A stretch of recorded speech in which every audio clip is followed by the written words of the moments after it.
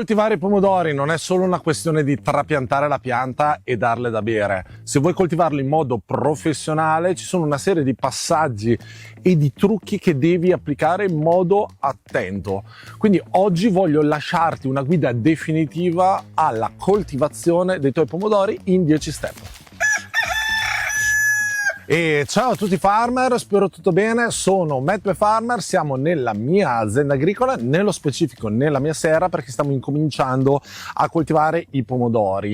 I pomodori in serra, tra 20 giorni cominceremo a trapiantarli anche fuori e oggi ti mostro cosa devi sapere per andare a trapiantare i tuoi pomodori. Il primo punto è scegliere la varietà, non è così scontato, infatti i pomodori si dividono in due grosse famiglie, quelli determinati e quelli indeterminati. Sostanzialmente i pomodori che li raccogli solo una volta sono più quelli da industria, che si fanno in pieno campo, che vedi strisciare per terra, e poi ci sono quei pomodori che continuano a ricrescere, che tendenzialmente sono quelli che andiamo a coltivare sia noi in orto sia noi in azienda agricola. Questi pomodori poi si dividono in due macro categorie che dipendono un po' dalla pezzatura, da quanto sono grossi i nostri pomodori. Sappi che storicamente il pomodoro nasce in Messico, è giallo pomodoro e è piccolino, quindi assomiglia quasi più a un ciliegino, a un datterino. Negli anni poi abbiamo selezionato una serie di varietà che fossero anche grosse, succose e molto buone, penso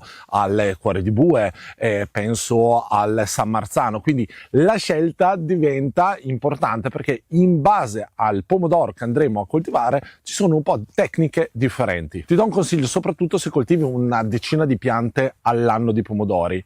In commercio, nelle aziende agricole, dal fruttivendolo al mercato si trovano già degli ottimi pomodori in stagione. Il consiglio che ti do è scegliere delle varietà che non trovi in commercio. Tipo, quelli che io sto piantando qua sono un pomodorino molto particolare, nero zigrinato, che non si riesce a trovare. Ecco, sono queste le varietà che vanno coltivate perché sono quelle uniche dove tu puoi fare la differenza e che non li trovi in giro. Andiamo ora a parlare del trapianto della nostra pianta di pomodoro. Ti consiglio di andare a trapiantare la tua pianta di pomodoro quando abbiamo una piantina almeno alta 15-20 centimetri, come in questo caso. Questo qua è un pomodoro innestato, quindi molto più grosso, può essere anche molto più piccolo.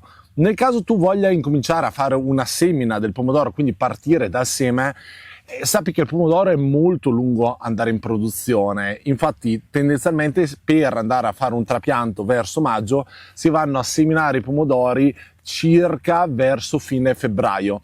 Quindi sappi che hai davanti almeno 2 mesetti e mezzo per portare i tuoi pomodori belli alti alla fase di trapianto. Nella fase 3 andiamo a vedere la lavorazione del suolo. Il terreno deve essere ben lavorato, come vedi, soffice, in tempera quando andiamo naturalmente a trapiantare i nostri ortaggi, ma soprattutto deve essere bello lavorato in modo profondo.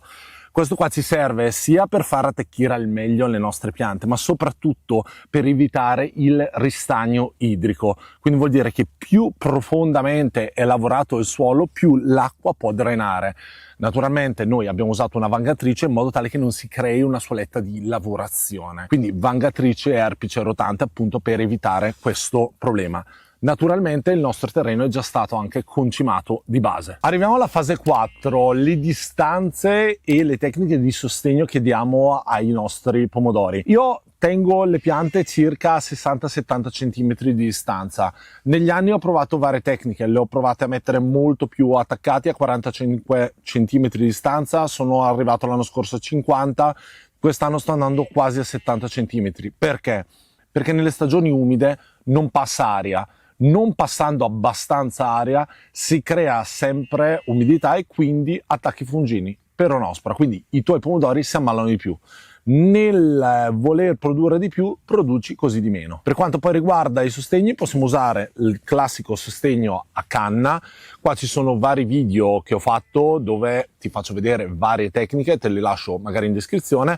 Qua che stai vedendo è un sostegno fatto a filo, una tecnica un po' particolare che viene usata soprattutto in serra dalle aziende agricole, perché è un metodo molto innovativo ma soprattutto molto produttivo per il pomodoro. Arriviamo ora alla fase 5 con la concimazione e l'irrigazione. Il pomodoro richiede tanta acqua in modo costante, però è anche soggetto al ristagno idrico, vuol dire che se è in presenza di troppa acqua le radici si inzuppano e marciscono, quindi dobbiamo trovare un bilanciamento.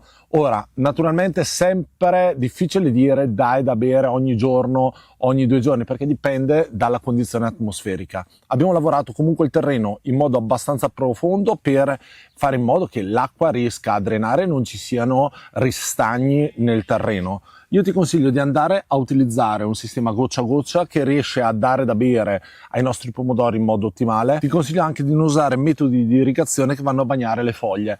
Questo crea sempre un classico problema di funghi, umidità e quindi attacchi soprattutto di peronospora. Quindi irrigazione sempre goccia a goccia. Sulla concimazione abbiamo fatto, come ti ho già detto prima, una concimazione di base quando abbiamo lavorato la terra. Ogni circa 2 mesi andiamo a fare una concimazione al suolo con concime granulare e ogni mese io do del concime liquido. Vi consiglio un concime dedicato ai pomodori che secondo me è veramente ottimale. È della Solabiol, la linea la Natural Boost è quella che uso da diversi anni, mi trovo molto bene. Hanno pensato di fare una linea dedicata granulare come concimazione dedicata al pomodoro.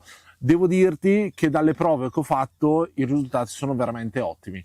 Zero sbatta, ti prendi il tuo concime per i tuoi pomodori e sei a posto. Naturalmente trovi tutto, link in descrizione. A differenza di una volta dove si dava tutto il concime insieme, preferisco andarlo a dare in modo calibrato mese per mese. Più o meno la quantità di concime a fine anno è la stessa, quindi il costo è lo stesso, diamo noi il concime però nei momenti giusti. La fase 6 è la fase di potatura delle femminelle. Ora, il pomodoro non deve essere per forza potato, puoi anche non potarlo, è una decisione che puoi benissimo prendere. Noi andiamo a potarli perché ci siamo accorti che la produzione è più controllata e migliore, soprattutto riusciamo a controllare la forma d'allevamento che ha la pianta. Ora, se vuoi capire come andare a fare la sfemminellatura, quindi la potatura delle femminelle, ti lascio un video dedicato che abbiamo già fatto. La fase 7 è la difesa dai patogeni che colpiscono il pomodoro. Il pomodoro è un pochino sfigato perché viene colpito sia dai funghi sia dagli insetti. Per quanto riguarda i funghi, in particolare è la peronospora quella che fa più danni al pomodoro. Te ne accorgi perché le foglie incominciano a seccare e diventa cronica quando viene colpito anche il tronco. Noi dobbiamo sempre fare di tutto per non far colpire il tronco. Ora, ci sono varie tecniche, anche qua ci sono vari video. Tendenzialmente i funghi quando attaccano, quando c'è tanta umidità e passa poco vento, quindi quando non abbiamo ventilazione. Per quanto riguarda gli insetti ti direi che viene colpito molto frequentemente dalla cimice che fa grossi danni e tignoletta qualcosina. Per quanto riguarda la cimice diventa pericolosa quando diventa grossa, riusciamo a tenerla a bada quando è piccolina. Anche su questo in descrizione ti lascio un video dove ne parliamo insieme.